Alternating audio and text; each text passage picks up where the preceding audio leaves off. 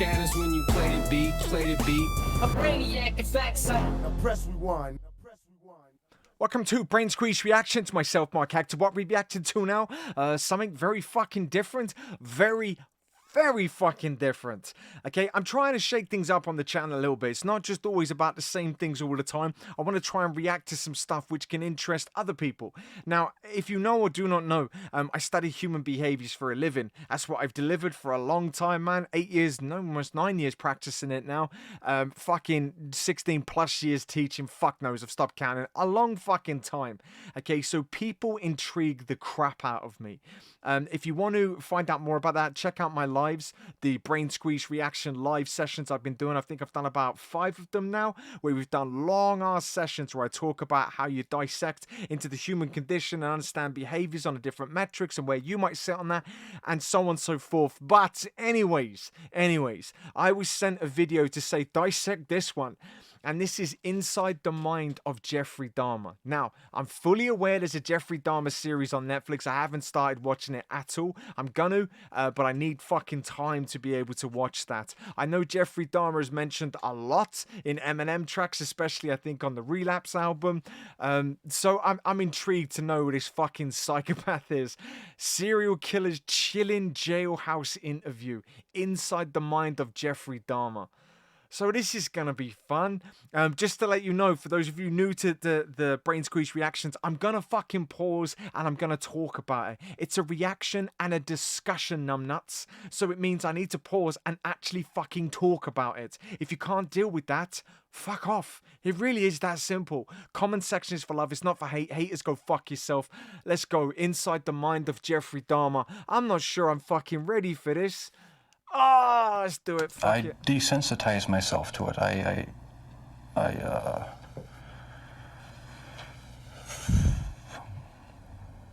don't know. I went to great lengths. He is pure evil. Fuck, you know, starting line, I desensitized myself to it. This dude's weird as fucking he. I mean, the dude's got no fucking sideburns. That should tell you everything that you need to know. I don't know what he did. I know he killed people, but I don't know the full story.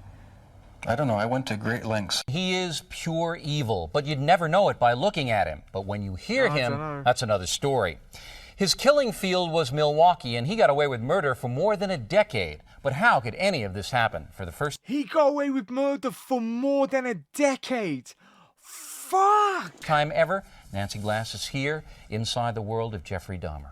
Bill, when I sat down opposite Jeffrey Dahmer for this interview, I wondered what he would tell me, how hard it would be to get him to discuss his horrific crimes. What I found was that he was very forthcoming. He volunteered details that may be difficult to hear. I began by asking what he wanted from the men he picked up.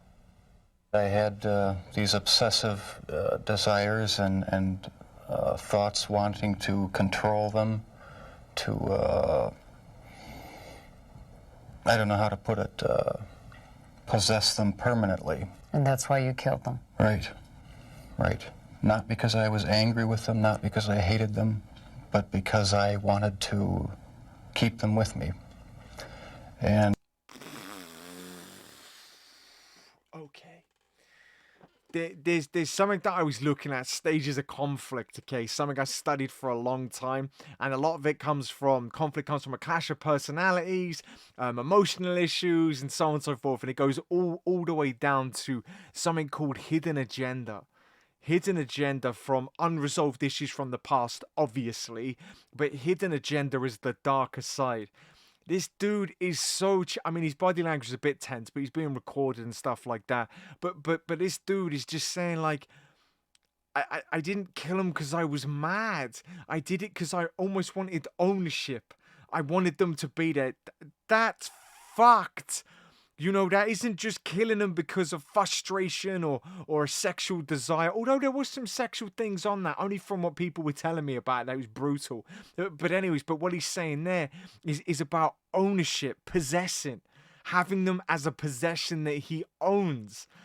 That's some fucking Hannibal Lecter shit right there. Right. Fuck. Right.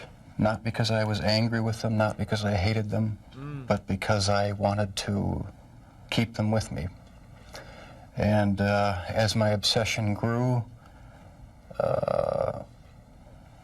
I was saving body parts such as skulls and skeletons. Jeffrey Dahmer is recalling his monstrous past. Almost 2 years ago, in this little apartment in Milwaukee, police discovered the grisly remnants of one of the most horrible crime sprees in American history. Jeffrey Dahmer, an unassuming chocolate factory worker, would eventually confess. A chocolate factory worker? Like Willy Wonka? This dude was Willy Wonka and was killing people? What the fuck, man? You worked in a chocolate factory. You're meant to be happy. That he had seduced, murdered, and dismembered 17 young men. He even ate some of his victims' body parts. He instantly became the center of worldwide media attention. A serial killer unmasked. He just looks like a normal dude. He ate body parts. He ate them. Why'd you send me these things? Why? Why? Do you not want me to sleep like ever? Fucking hell. There were protests and press conferences in Milwaukee as people tried to understand how this could have happened in their midst. How did Jeffrey Dahmer get away with murder after murder for 13 years? How did a boy born into a hard-working middle-class family turn into the worst kind of monster imaginable? In this exclusive interview, we put those questions to Jeffrey Dahmer himself. We met with him at the maximum security prison where he is serving his sentence of 999 years. For the first time, he talks about his crimes and gives us a chilling look inside the mind of a serial killer. It's a process. It doesn't happen overnight. When you depersonalize another person and view them as just an object for pleasure instead of a living, breathing human being, it seems to make it easier to do things you shouldn't do. The reason why Jeffrey Dahmer was... That's weird, man, because as he's talking, you can see him upset, but it's this weird fucking contrast between the two, man. Obviously, you can see visibly as he's thinking about it, but the fact he's just articulating it with that much ease, saying when you depersonalize it, means you can do whatever the fuck you want to another human being. Was able to get away with his crimes was because of just what you are seeing here. Jeffrey Dahmer is intelligent and articulate. That is what makes him so frightening. But if you listen carefully to his words throughout this interview, you realize it is a thin disguise. You do sound, though, like the kind of person who could have said to himself, "This is wrong. I must stop."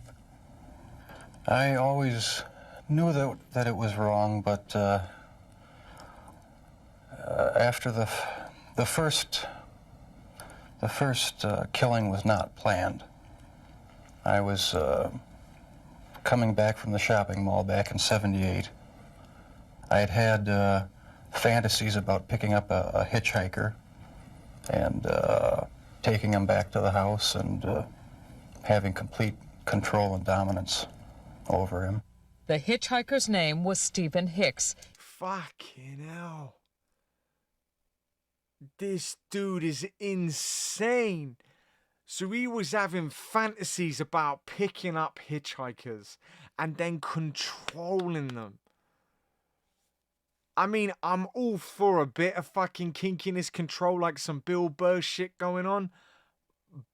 But that is fucking creepy as shit. Control and dominance over him. The hitchhiker's name was Stephen Hicks. He was just 18. Jeffrey Dahmer took him to his parents' house. There he strangled him with a barbell. He dismembered the body and hid it in a drain pipe. It was Jeffrey Dahmer who gave those details to the police in his confession. No one had a clue as to what was happening for over a decade. During that time, Jeffrey Dahmer joined the army and was sent to Germany. He was eventually discharged for a drinking problem and returned to Ohio. 9 years after Stephen Hicks' murder, the killing began again. What happened to you in the 9 years in between that you were able to stop, that you were able to control yourself? It just wasn't an opportunity to fully express what I wanted to do. There was just not the physical opportunity to do it then. And I started, when I moved to Milwaukee in '81, I started reading pornography, going to the bookstores. Eventually that led to frequenting the gay bars. And then one time I brought this young man back to the hotel room, the Ambassador Hotel. Was just planning on drugging him and spending the night with him. Had no intention of hurting him. When I woke up in the morning, he had a broken rib here, was heavily bruised. Apparently I had beaten him to death with my fists. And you have no memory of it? I have no memory of it. But that's what started the whole spree all over again.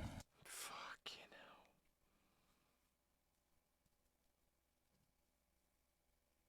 This dude is fucking mental.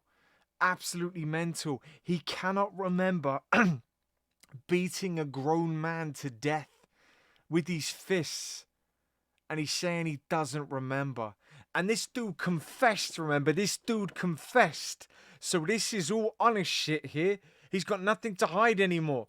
If it wasn't for his confession, we wouldn't have known about the fucking other body in the drain pipe. Fuck off. In the drain pipe? No memory. I have no memory of it. But that's what started the whole spree all over again. Dahmer says he snuck the corpse of his victim, Stephen Toomey, out of his hotel room in a suitcase.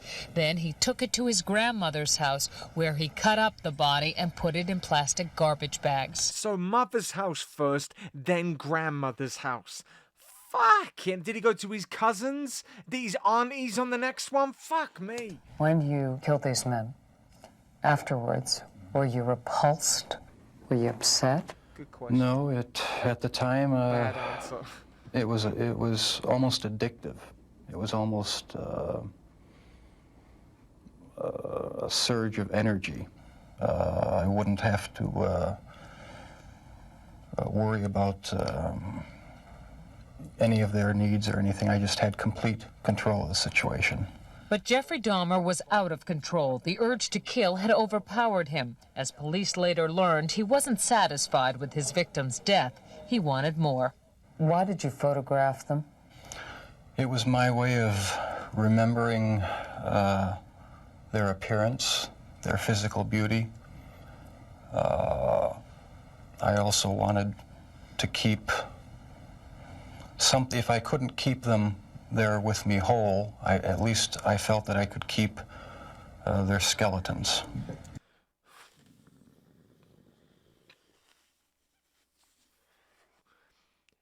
Yeah, this dude's fucking mental. Literally off his fucking rocker.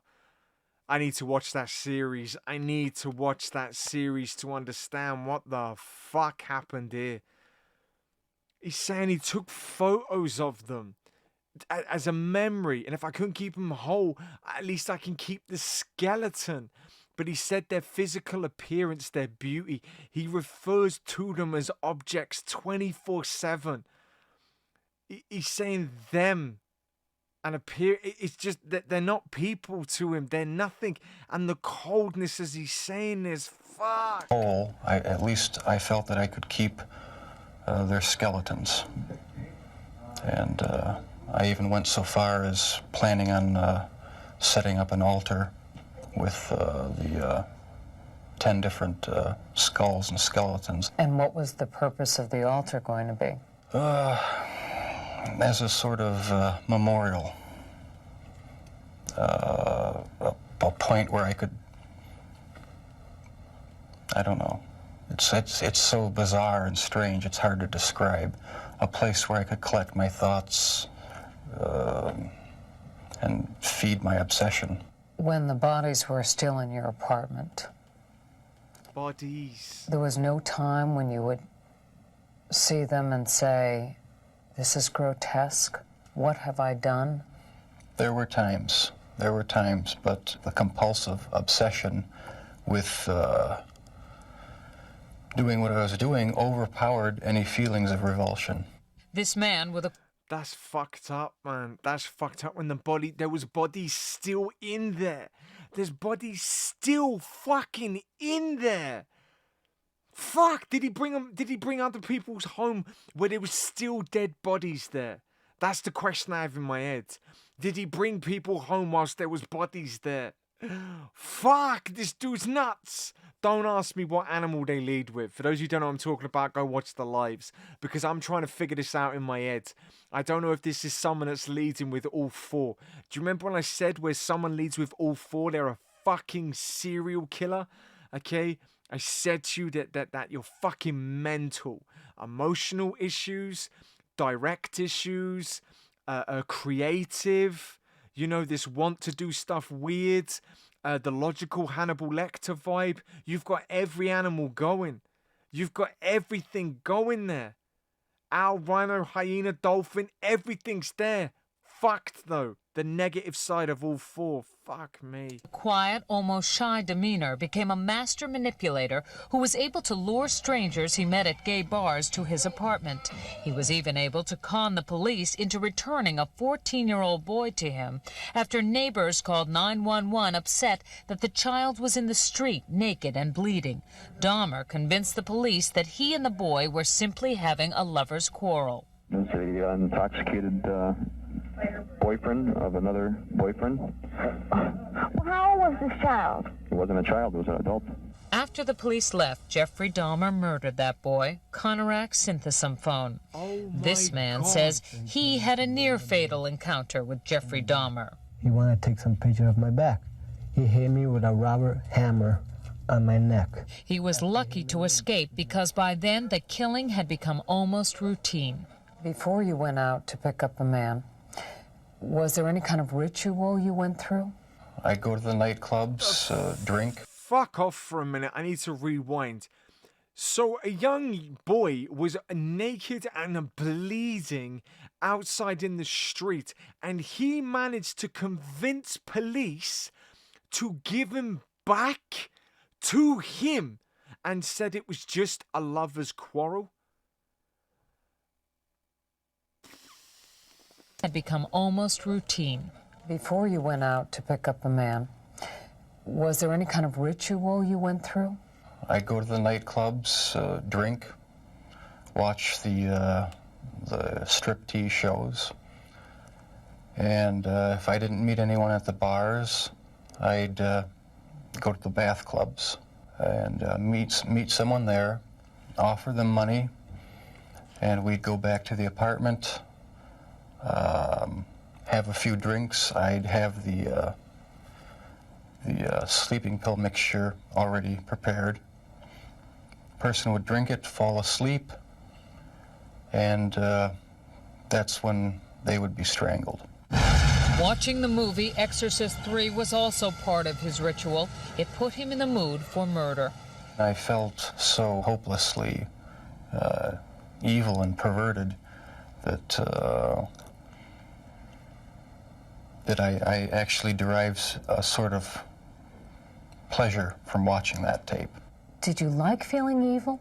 No, I didn't. But I had tried to overcome the thoughts, and it worked for a while, but eventually I gave in. While Jeffrey Dahmer... This is what I'm saying. Leads in all four. So basically there's a breakdown of 4 premises of individuals. Basics. And you can only lead with a maximum of 3. You can't do any more than that. It just wouldn't make any sense. You get this? You get fucking Crazy from Crazyville. And what's happening there? The dude's intelligent, man. The dude's fucking intelligent. There's an emotional turmoil in there as well, where he's saying about that he didn't want to feel evil, but then that anger discharge that's taking place, and then that excitement want. This is all 4 quadrants, man. You need to go and watch the live to understand what the fuck I'm talking about. This is a perfect example of Nutsville without a fucking paddle, man. It worked for a while, but eventually I gave in. While Jeffrey Dahmer may say things today that make it seem like he understands what went on in his mind, he does not. All he can do is tell you what happened, but he cannot stop whatever it is that drove him to kill in the first place. Do you still feel those same urges? Do you still feel that compulsion, that obsession? I wish I could say that it just left completely, but no, there are times when I still do have the old compulsions. Jeffrey Dahmer says as time went on, his mind became more and more warped, and yet... I don't know who scares me, Jeffrey Dahmer or this fucking woman, man. Why doesn't she move most of her face? I mean, I'm trying not to insult, but I'm more petrified. Her eyes are beautiful, but I'm more petrified of her face than I am of Jeffrey Dahmer. Jeffrey Dahmer says as time went on, his mind became more and more warped, and yet he was clever enough to continue to elude police and lure young men to his apartment. We should warn you, the details are very graphic. I started having these obsessive thoughts when I was about 15 and 16, and they got worse and worse. What were your fantasies about? They were sexual fantasies of control, power, complete dominance. They became reality. Was there pleasure in that fantasy? There was excitement, fear, pleasure, all mixed together. Jeffrey Dahmer fulfilled his fantasies by murdering... It's mad, man, because that dominance thing, you got to be careful here, because suddenly everyone who's into dominance things then becomes psychopaths, because there's a couple of fucking layers to this shit. It's the fact of the uncontrolled dialogue of it happening. That's the bit that's scary as fuck. Okay, the lack of personal control in that dominance. That's the big difference. You know, you get safe words, you get X, Y, and Z, you get all these 50 Shades of Grey shit. But what he's saying is that lack of control. They say voices, but it can be a discussion in your own mind, but it's more that urge. Link that in with watching too much porn, getting excited about the notion of having that control, turned on by that fact. Your brain starts unleashing fuck knows what chemicals taking place in there, and suddenly it becomes part of your value system, becomes part of the way you think, feel, behave, and dare I say even survive. So without it you feel anxious because you're missing something. It became this dude's survival code, in his fight or flight mechanic became this obsession, and without it, it's almost that emptiness. Fuck, but you needed to trigger it with certain things. Fuck me! And dismembering 17 young men. In time, his desires became more extreme, his deeds more grotesque. Listen to him talk about the most unnatural things in the most matter-of-fact of ways. It's not about that it got more grotesque. It became more natural for him. So obviously it becomes more grotesque. It's like, it's going to sound hideous, but it's like riding a bike. You just do it. It just becomes a natural part of your system. You're just doing it, and that's where it's become part of him. Fuck. It's fucking scary that became part of his natural network. You know, how his brain thinks, how he survives, his each day thoughts. You can't unpick that. To him talk about the most unnatural things in the most matter-of-fact of ways. That's when you realize that none of it has touched him. I was branching out. That's when the cannibalism started, eating of the heart and the arm muscle. It was a way of making me feel that they were a part of me. At first it was just curiosity, and then it became compulsive. Then I tried to keep the person alive by inducing a zombie-like state. By injecting first a dilute acid solution into their brain or hot water, and it never...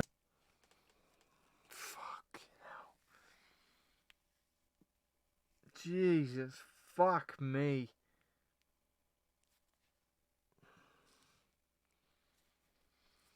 Okay, you gotta listen, and you gotta listen good, okay? Because this is where people suddenly will start going, fucking hell, what's going on? It's fucking like a weird mopper top. This is where some weird shit takes place. Do you know when you learn to ride a bike and then suddenly you want to do wheelies? You want to stand on the handlebar, you want to do a backflip, you want to do weird shit, okay? Because you just get so used to doing stuff, you want to take it to the next level. That's what's happening here, man. Just on some fucked up level, where he wants to take it to the extreme. The extreme killing just became the cycle of events that just kept happening. I've done that. One next, one next, one next. It definitely was pornographic, because that's what they say. Too much porn fucks with your mind, because then you want next level, next level, next level, next level. So that's fucked with him. But he took it somewhere else entirely, and that became his fucking obsession. He's almost turn on. Or did completely work.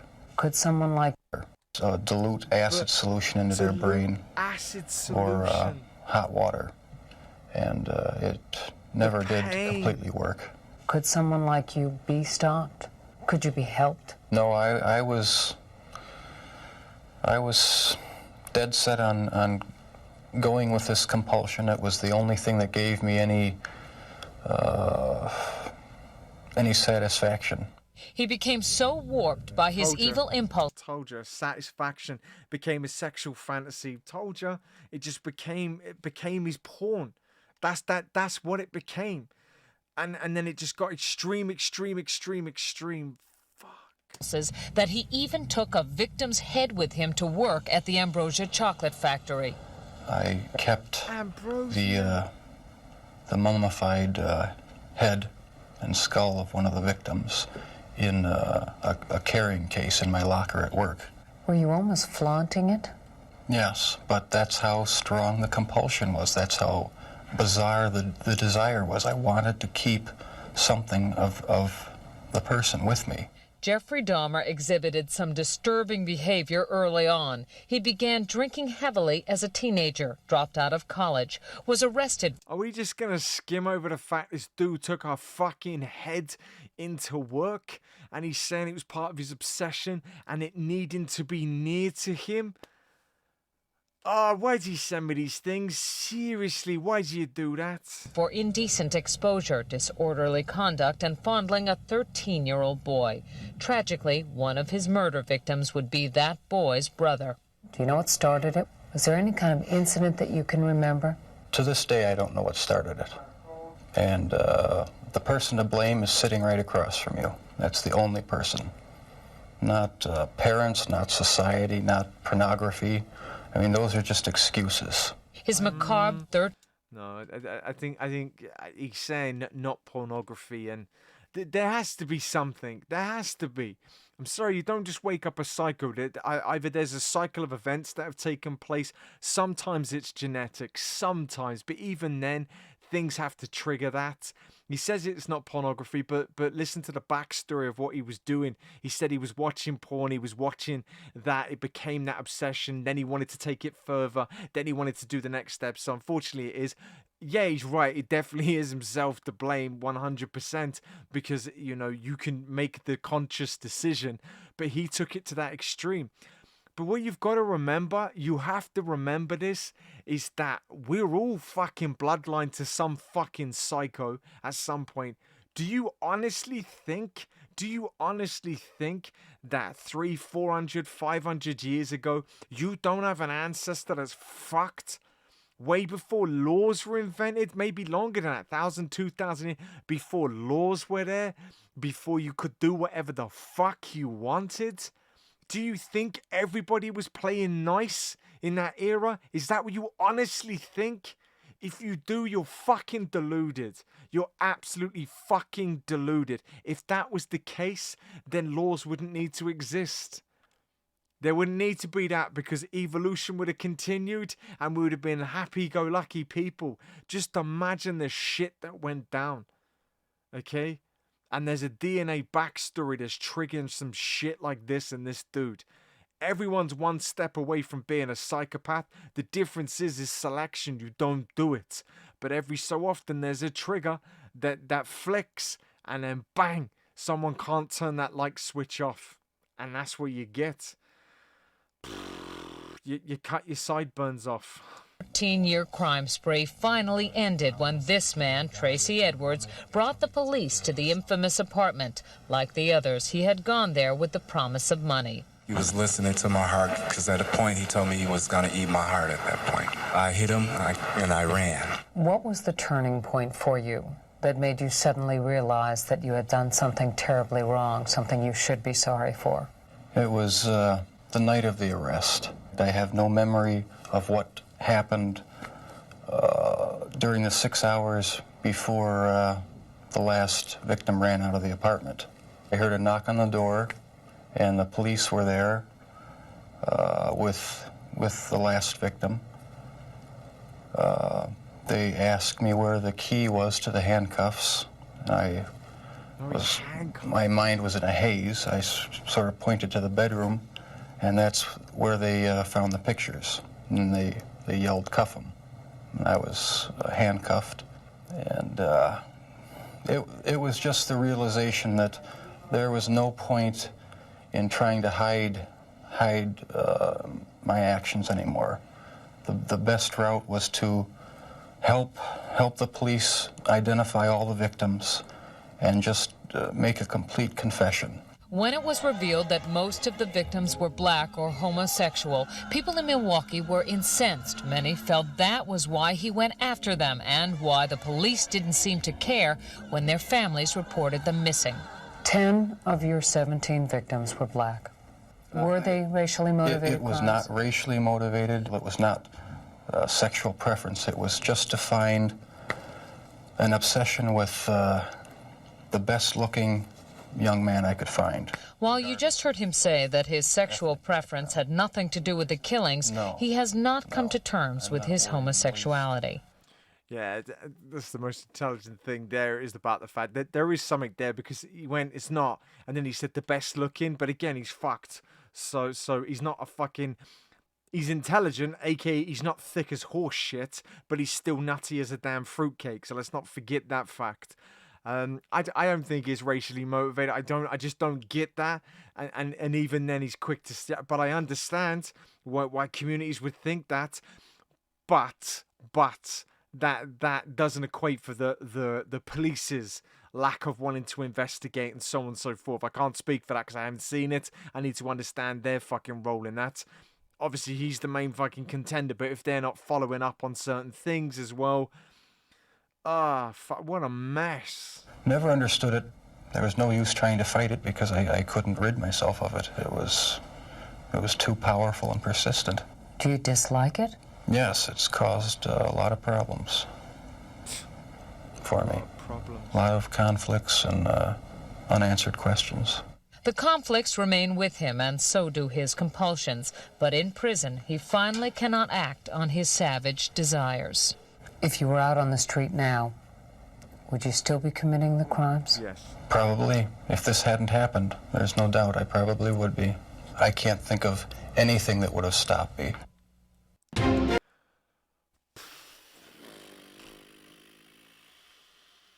Fuck.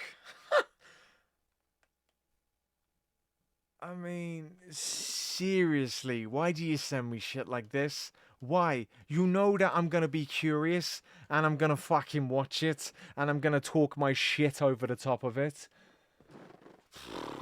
I mean, 101 Psychosville, 100%. But there's definitely some internal dialogue that's telling me that there's more to what happened. It could be his conflict of being homosexual, the era, maybe. I don't know. I don't know when the era where being gay was more allowed and open. I say allowed, but you get my gist, where people more open to the concept of it. I'm thinking from parental. He's saying that, nothing to do with parents, but if you're raised traditional and that's enforced in your mind, and then suddenly, you've got the feelings that you're attracted by the same sex, none of this is being discussed then. On top of that, you've got a back catalogue of fucking issues taking place. On top of that, this obsession to kill people. I mean, that's going to fuck everything up as well. But then being gay on top of that, it's got nothing confusing. It's just the era. that it's in. Maybe he was raised traditionally in 1970s or when the fuck it was, you know, when that wasn't discussed. So for him, it's like, that's weird, that's weird. When in actual fact, if he just allowed it to happen, maybe it wouldn't have taken place. Doubtful, because I think he's fucking nutty. But that, honestly, there was a couple of moments where that sent chills through my fucking soul. I'm going to have to watch the Netflix series now, ain't I? Great. I didn't want to sleep anyway. Sleeping is for fucking wimps.